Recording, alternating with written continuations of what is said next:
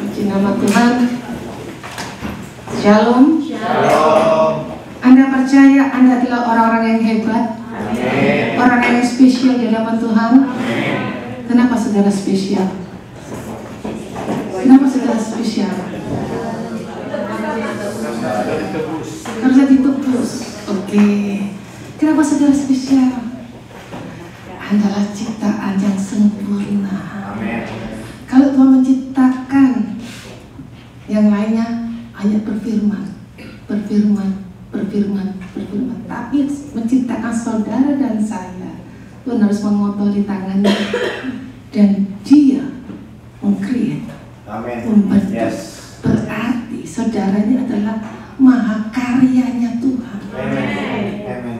Maupun hidupnya mancung ke depan, mancung ke depan, itu ciptaan Tuhan. Amen. Tuhan yang mempunyai kreativitas. Amin. Berarti jangan saudara berkata, aku tidak berharga, aku tidak berguna. Saudara hidup, saudara hari ini ada di tempat ini.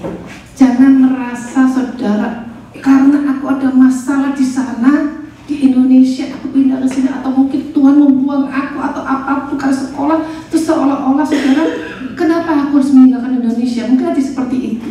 Tapi percayalah, dimanapun engkau berada hari ini, ada rencana Tuhan yang besar. Amin. Engkau berada di kota kecil, di kota besar sekalipun, engkau harus berguna dan engkau harus berdampak bagi kota. Yang setuju berkata amin. Amin, haleluya. Kita belajar dari sosok yang namanya Hana. Dalam 1 Samuel 1 pasal 1 ayat 1 sampai 20.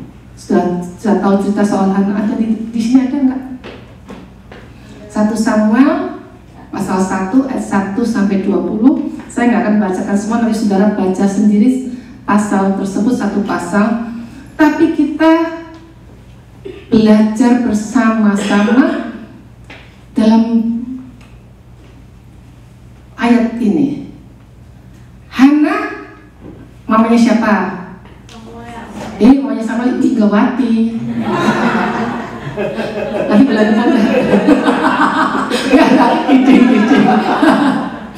ya, kita belajar dari ini Nabi Samuel. Itu Pastor Samuel dari Balikpapan. Beda sama Samuelnya.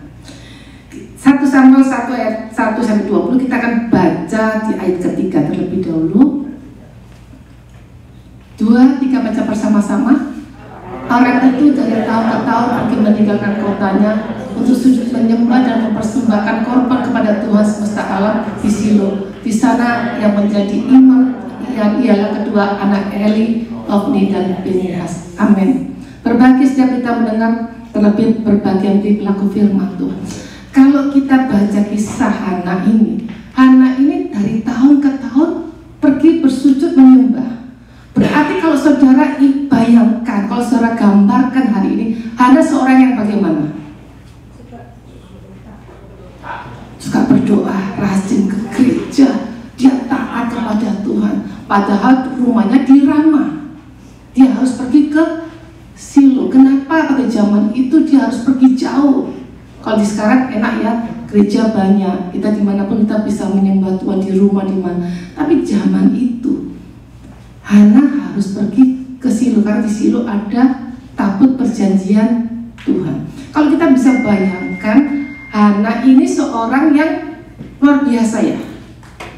Dia datang ke Tuhan jauh, tetapi Hana walaupun seorang yang taat kepada Tuhan, hidupnya juga ada masalah. Jangan harap saudara ikut Tuhan, saudara terus mulus seperti jalan tol. Tidak. Saudara ikut Tuhan ada masalah, tapi ada jalan keluarnya. Persoalan boleh ada, tetapi di dalam Tuhan tidak ada masalah yang tidak diselesaikan. Asal engkau mau dan engkau mau bergerak bersama Tuhan. Amin. Hana itu dicap apa? Di ayat 6, coba kita baca lagi ayat 6. Tetapi madunya selalu menyakiti hatinya supaya tidak gusar karena Tuhan telah menutup kandungannya. Hana ini punya masa lalu Bapak Ibu Saudara. Yang pertama masalah yang dihadapinya adalah dia nggak punya anak, mandul. Tuhan telah menutup kandungannya. Kalau bangsa Israel, ada seperti juga bangsa-bangsa suku-suku di Indonesia, kalau tidak punya anak itu stempelnya itu gede di sini, mandul. Dan bahkan diizinkan kalau di suku tertentu di Indonesia, ada suku tertentu diizinkan orang tuanya boleh menikah lagi, tapi tidak berlaku untuk anak-anak Tuhan, walaupun secara suku tersebut tidak berlaku. Amin. Saudara tetap harus setia. Amin. Hana ini dicap mandul, Tuhan menutup kandungannya. Itu masalah yang pertama. Dan masalah yang kedua yang dihadapi Hana adalah ayat yang ke-7. Demikianlah terjadi dari tahun ke tahun. Setiap kali Hana pergi ke rumah Tuhan, Penina menyakiti hati Hana sehingga ia menangis dan tidak mau makan. Siapa Penina ini? Racunnya. Iya kan? Dia menyakiti, kalau madu nggak mungkin manis kan? Ini racunnya. Tiap hari menyakitin. Jadi Hana punya masalah yang pertama, dia mandul. Yang kedua, setiap hari dari tahun ke tahun. Berapa tahun tidak disebutkan loh masalah itu. Nggak disebutkan berapa lama.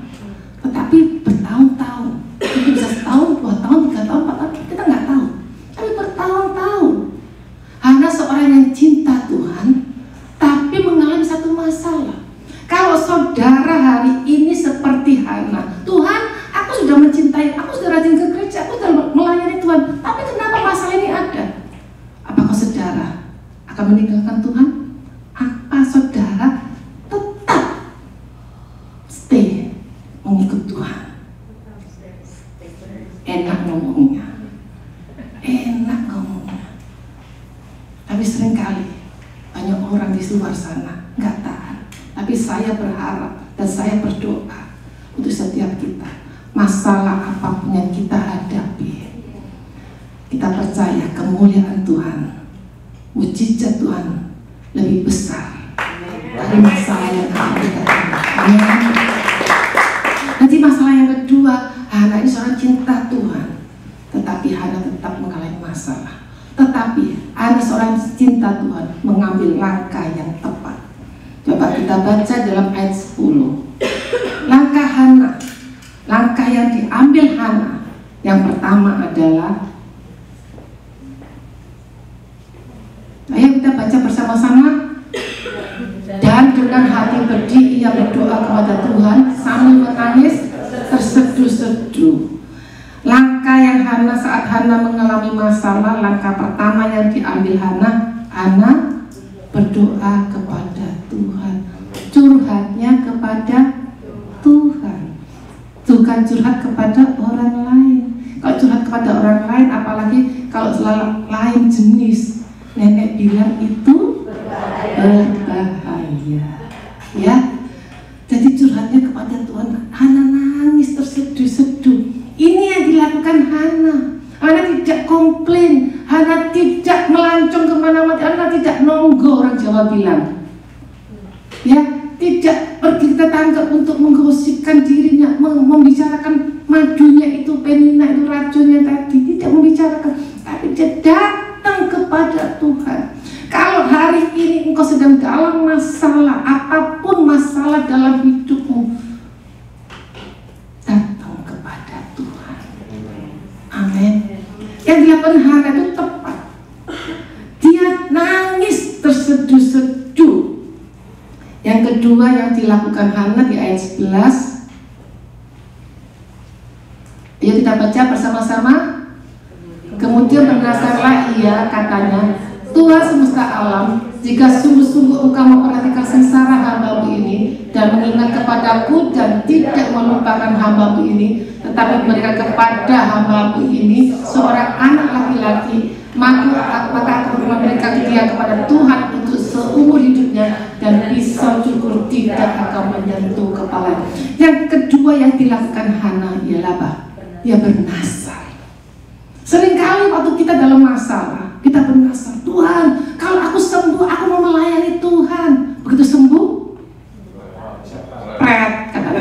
lupa, Tuhan aku sibuk loh hari ini. Tuhan aku punya anak, aku sungguh-sungguh melayani Tuhan. Begitu punya anak, kenapa tidak melayani Tuhan lagi? Sibuk. Itu masalah klasik. Justru saudara diberkati Tuhan, saudara harus lebih giat, lebih cinta Tuhan. Kalau saudara bernasar boleh sama Tuhan, tapi kalau saudara tidak bisa menepati nasar, sebaiknya saudara tidak bernasar. Ini janji Hana pada Tuhan, aku mau persembahkan anakku. Ternyata bukti loh. Waktu kecil, kalau nanti baca pasal kedua dan seterusnya, Samuel mulai kecil itu sudah ditaruh di bait Allah. Padahal Samuel ini belum ada keturunan loh di dalam Lewi, tapi dia dipakai baju efod. Baju efod itu baju apa? Baju iman, baju untuk menghadap Tuhan. Tapi dia beriman, dia memberikan anaknya. Tapi seringkali kita memberikan Tuhan tuh hanya sisa-sisa. Bernasar hanya sisa-sisa. Kalau anak kita sudah parah, sakit, nggak apa-apa, Tuhan ini ambil. Tuhan untuk kemuliaan-Mu kau pakai. Tapi begitu anaknya pinter, juara, ikut juara dunia mungkin ya, Tuhan yang ini untuk aku ya Tuhan ya, yang ini untuk Engkau. Seringkali manusia begitu. Kalau saudara memberikan Tuhan sisa-sisa, saudara juga akan menuai sisa-sisa. Kalau saudara tahu biji jagung ya, kalau kita berarti nasar, kita bernabur ya, biji jagung itu satu ya, biji jagung satu. Tapi kalau dia ditanam, dia menghasilkan buah jagung bisa 2 atau 3. Katakan 2. Buah jagung dua itu isinya cuma 1 biji? Enggak. Mana? 1 jagung itu mungkin kurang lebih 150. 75 apa? Biji. Kurang lebih biji-bijinya. Kalau 2 berarti 150. Dari 1 bisa ditaburkan bisa menjadi 150. Kalau ditabur lagi bisa lebih banyak. Demikian juga dalam hidup kita. Kalau kita bernasar dengan Tuhan, berikan nasarmu yang terbaik. Tabur yang terbaik buat Tuhan. Amin. Supaya saudara juga menerima yang terbaik. Kalau lagu dunia berkatakan semangka berdaun sirih, nggak ada. Makanya nyanyi aja akhirnya. Ya, nggak ada. Nah, semangka ya semangka. Saya pernah Bapak Ibu Saudara, ya namanya orang masih kecil, nggak ngerti kan waktu itu ada biji kacang hijau ya, tahu ya. Waktu saya memberi, mama saya itu rusak, kacang hijaunya itu rusak, berjabuk-jabuk gitu. Mau dibuang, lalu saya tanam. Waktu saya masih kecil, saya ingat banget, saya siramkan di tanah. Benih itu tumbuh. Tapi bentuk buah, hasilnya juga jelek. Berarti kita harus memberikan benih itu yang terbaik supaya bisa tumbuhnya juga menuanya baik. Kalau kita hari ini janji dengan Tuhan, berikan yang terbaik untuk Tuhan. Amin. Yang ketiga, ayat 12, lanjut. Yuk kita baca. Ketika perempuan itu terus-menerus berdoa di hadapan Tuhan, maka Eli mengamati mulut perempuan itu. Apa sih yang dilakukan oleh Hana? Kenapa Eli mengamati? Hana ini, kalau baca ayat 13 selanjutnya, baca terus, coba 13.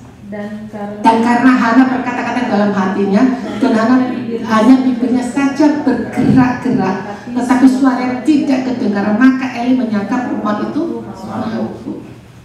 Yang dilakukan Hana yang ketiga, dia menangisnya deeper, lebih dalam lagi. Dia menangisnya tidak biasa.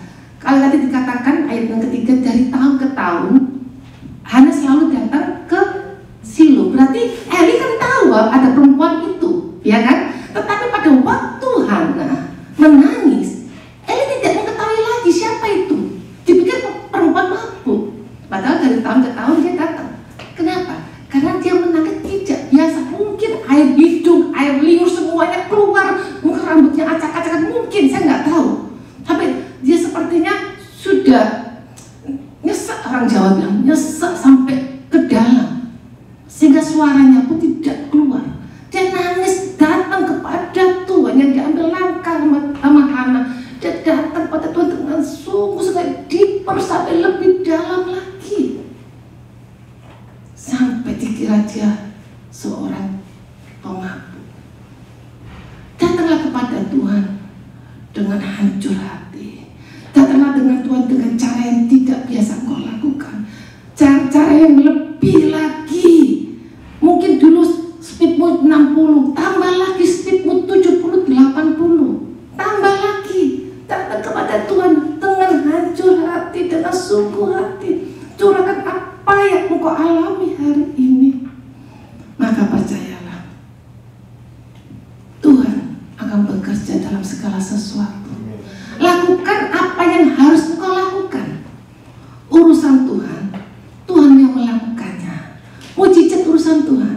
Tapi lakukan apa yang harus engkau lakukan di dalam hidupmu. Karena berkat Tuhan, mujizat Tuhan datangnya tidak permisi dulu. Tiba-tiba saudara bisa menerima mujizat Tuhan. Seperti wanita yang pendaraan 12 tahun. Dia berkata, asal ku jamah jubah Yesus, aku sembuh. Dia sudah sembuh? Belum. Kalau dia tidak mau melangkah, tetap terjadi. Tiba-tiba saat dia menjamah jubah, terjadi mujizat, terjadi sesuatu. Jadi mujizat datangnya tiba-tiba. Kapan waktu Tuhan tidak ada yang tahu. Tapi kita diberikan tanda-tanda kapan Tuhan akan bekerja. Yaitu hari ini. Engkau harus menangis dengan Tuhan dengan sungguh-sungguh. Engkau harus melakukan firman Tuhan dengan sungguh-sungguh. Itu tanda dari Tuhan. Urusan Tuhan kapan? Hari ini, besok, itu urusan Tuhan. Tapi percayalah, kalau kau imanmu hari ini berkata gunung itu pergi, hari ini juga gunung itu akan pergi dalam hidup. Dan hari ini juga, detik ini juga, saudara semua akan menerima kuasa mujizat Tuhan. Haleluya. Jadi yang pertama tadi apa yang dilakukan Hana tadi? Berdoa sambil menangis. Yang kedua, penasar. Yang ketiga, lebih dalam lagi, berdoa dengan caranya tidak biasa. Amin. Tapi jangan juga ada masalah baru datang ke Tuhan, ada masalah baru tetap datang ke Tuhan. Amin. Tapi wow, dahsyat di ayat ke-17. Ini yang Tuhan lakukan buat setiap kita saat kita datang ke Tuhan. Ayat ke-17, jawab Eli, pergilah dengan selamat, dan Allah Israel akan memberikan kepadamu apa yang engkau minta daripadanya. Amin. Ada nubuatan, ada janji Tuhan. Saat kau melakukannya, maka nubuatan janji Tuhan akan terjadi atas hidupmu. Engkau akan selamat. Dan ayat 18 dikatakan, sesudah itu berkatalah perempuan itu, biarlah hambamu ini mendapat belas kasihan daripadamu. Lalu keluar perempuan itu, ia mau makan dan mukanya tidak muram lagi. Dia mendapat apa? Belas kasihan, mendapat penghiburan dari Tuhan. Wow, dahsyat. Hari ini masalah apapun yang engkau alami, datang ke Tuhan, maka terjadi mujizat dalam hidupmu. Ayat 20, ayat yang terakhir dikatakan, maka setahun kemudian mengandunglah Hana dan melahirkan seorang anak laki-laki. Ia menamai anak itu Samuel, sebab katanya, aku telah memintanya dari Tuhan. Tuhan memberikannya tepat. Hari ini, apapun masalah pergumulan, lakukanlah dengan tulus datang kepada Tuhan. Kapan mujizatnya tidak akan pernah tahu.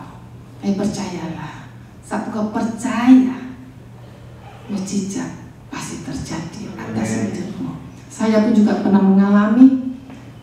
Lama saya mendapat anak pertama. Tahun kelima pernikahan saya baru mendapatkan anak yang pertama.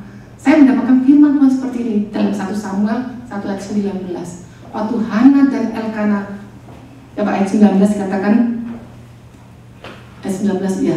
Keesokan harinya bangunlah mereka itu pagi-pagi lalu sujud menyembah di hadapan Tuhan. Kemudian pulanglah mereka ke rumahnya di Rama. Ketika Elkana bersetubuh dengan Hana istrinya, Tuhan ingat kepadanya. Kalau Tuhan ingat kepada saudara hari ini, wow, luar biasa ya. Amin. Kalau namamu disebut, Lydia, Avandi, Yeni, semua disebut, Pastor Siris, Pastor Paul disebut semua. Wow, luar biasa. Kita diingat oleh Tuhan. Hana dan Elkana diingat oleh Tuhan. Tuhan pun juga, ayat ini yang menaikkan iman saya. Pada waktu 5 tahun sebelum 5 tahun pernikahan saya itu, saya belum hamil.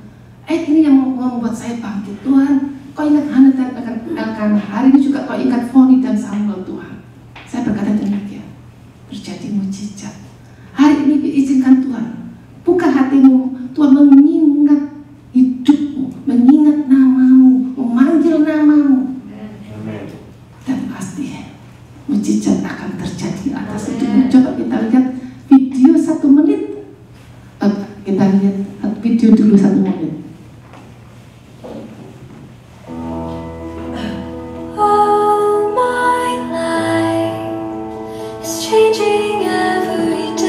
Seorang laki-laki yang sedang putus.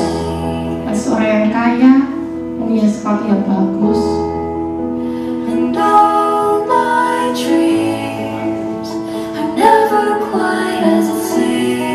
Karena buru-buru naik kereta, lepaslah sepatunya.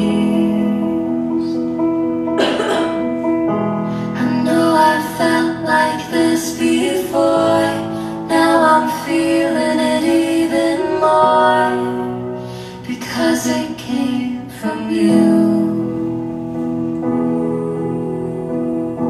But then I open up and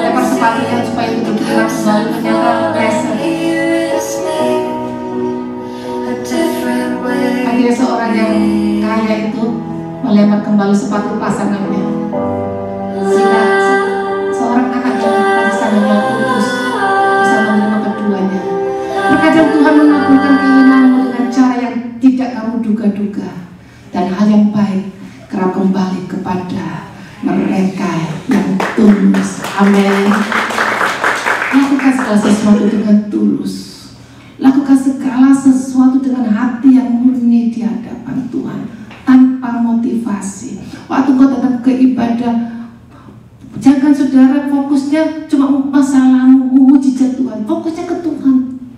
Urusan Tuhan memberikan mujizat itu urusan Tuhan. Percayalah, saat kau datang kepada Tuhan dengan maka mujizat persoalanmu, apapun yang engkau alami hari ini, engkau menerima kemenangan bersama Tuhan. Katakan, aku sehat, aku menang, aku dipulihkan, aku yang mandul tidak ada kemandulan. Amin. Kemandulan bukan hanya bicara kemandulan secara rahim, kemandulan apa dalam hidup, kemandulan ekonomimu, kemandulan dalam rumah tanggamu, kemandulan apapun. Hari ini terjadi Efata, terbuka. Tidak ada kemandulan lagi dalam hidupmu. Amin, amin. Percaya, pulang dari tempat ini, engkau akan menjadi orang-orang yang lebih dari pemenang. Haleluya. Jika Tuhan sudah membuka pintu, tidak ada seorang pun yang dapat menutupnya. Kalau hari ini Tuhan sudah membuka pintu bagimu, sekalipun orang lain ingin menutup jalanmu, Tuhan tetap menolong hidupmu. Tuhan tetap membuka. Mungkin banyak orang yang akan merekarkan kejahatan dalam hidupmu, tapi Tuhan sanggup mengubah menjadi kebaikan. Intinya, kita tidak usah takut dengan apapun. Kalau Tuhan menyertai hidup setiap kita, maka kita aman berjalan bersama Tuhan. Tuhan menolong setiap kita.